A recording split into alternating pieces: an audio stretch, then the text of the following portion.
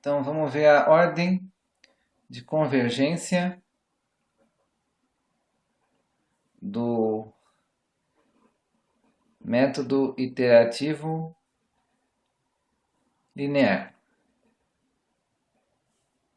Ok? O que é a ordem de convergência, né? Então, pensa o seguinte, né? Tem essa sequência xi, ela é gerada por um processo iterativo, certo? E esse processo iterativo converge aí para raiz xi, certo? Então, o que eu teria, vou chamar de erro, né?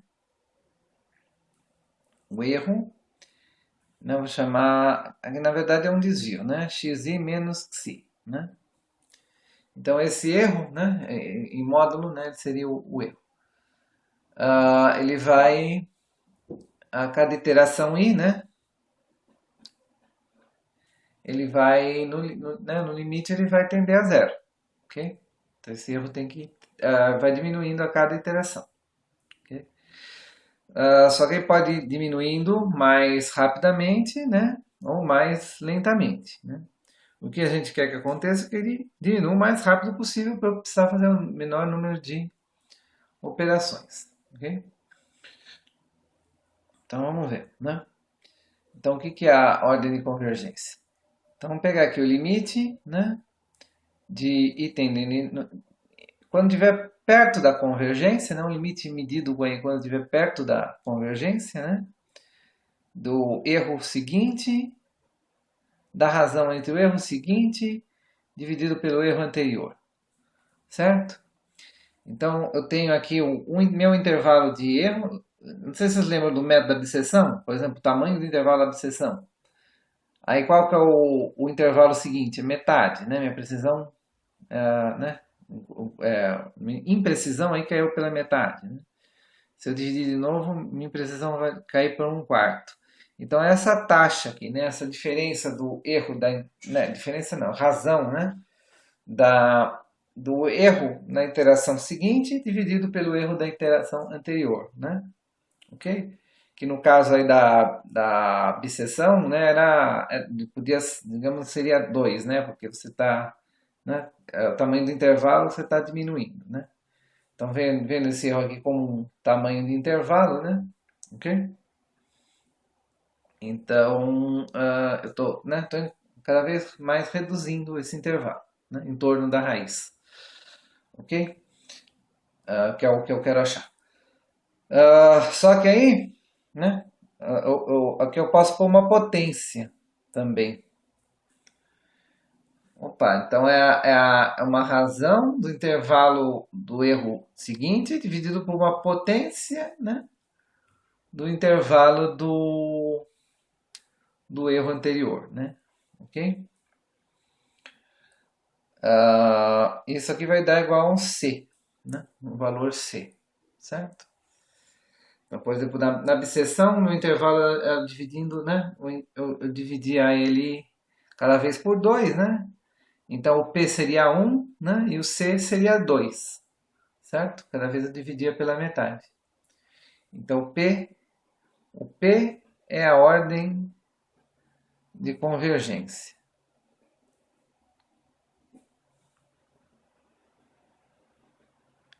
E o C é a constante assintótica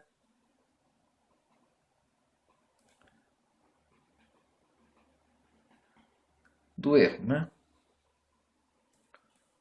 Ok? Então, eu quero o que acontece com o P, né? Eu quero que ele seja, o quanto maior for o P, certo? Veja que o tamanho do meu intervalo aqui, a gente supõe que seja pequeno, né? Seja, sei lá, por exemplo, meu erro é de 0,01, né? E na próxima interação você quer que ele seja mais preciso ainda, né? 0,0001, né? Ok? Então eu quero quanto maior esse P, melhor para mim, né? Mais rapidamente ele vai convergir, ok? Então no método iterativo linear,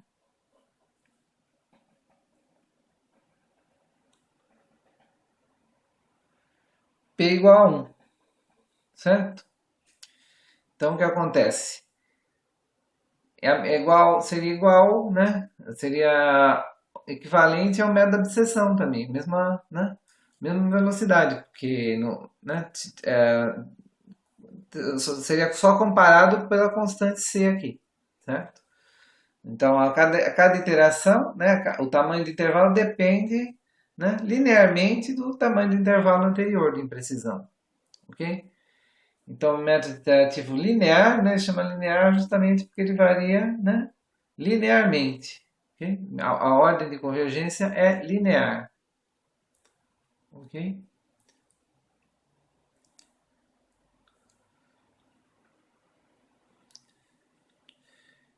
Então, pelo que a gente já desenvolveu anteriormente, né, a gente viu que a distância, né, do x ao erro, né, ela é uma constante, né? Lembra que a distância de x, xg mais 1 menos xi, né? Ela é igual a uma constante, não uma constante, mas é um valor da derivada num ponto, né, desconhecido aqui, né? Vezes a distância do anterior, né? É xi, né? Menos xi. Ok? Então, isso aqui, o que é isso aqui? Isso aqui é o erro, né? Isso aqui é o erro de iteração i mais 1. Ele vai ser igual ao g' de ci, né? Vezes o erro na iteração i.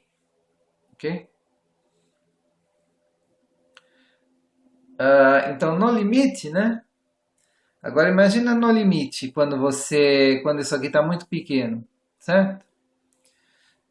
Então, no limite aqui, ó, quando eu pego e de i mais 1 sobre e de i,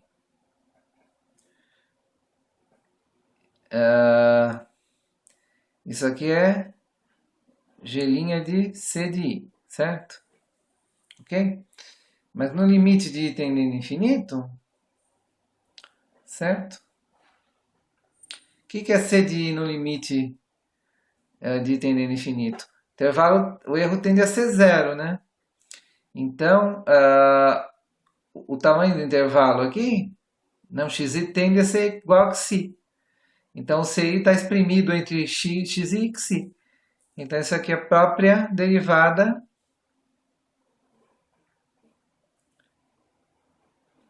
na raiz. Derivada de g na raiz, sobre a raiz.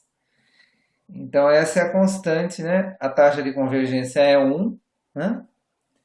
E a constante né, assintótica, o quanto, né, eu ganho de precisão a cada intervalo em função, né, do número de bits que eu conheço anteriormente, né, é esse aqui. Né, okay?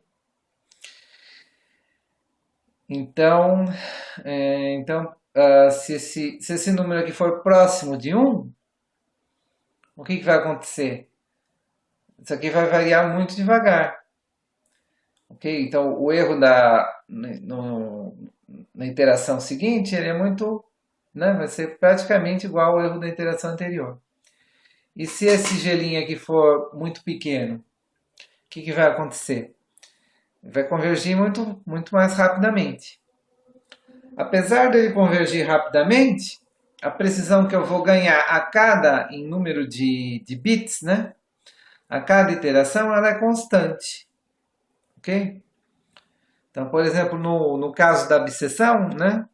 A cada iteração eu ganhava um bit. Um bit de precisão numérica. Então, para dar né, um dígito decimal, precisaria de umas 3 iterações, né? 3 ou 4 iterações. Certo? Aqui vai depender do valor do g'. Então, depende de eu fazer uma boa escolha da função de iteração. Ok?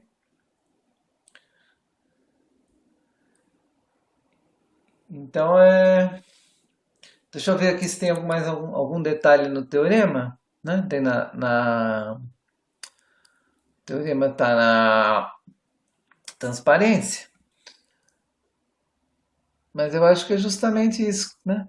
Eu falei para vocês. Não tem mais nada de... Ok? Então é isso. Quanto menor for o G', né, mais rápida vai ser a minha convergência. Só que o G', ele fica entre 0, né, G' de Xi, né,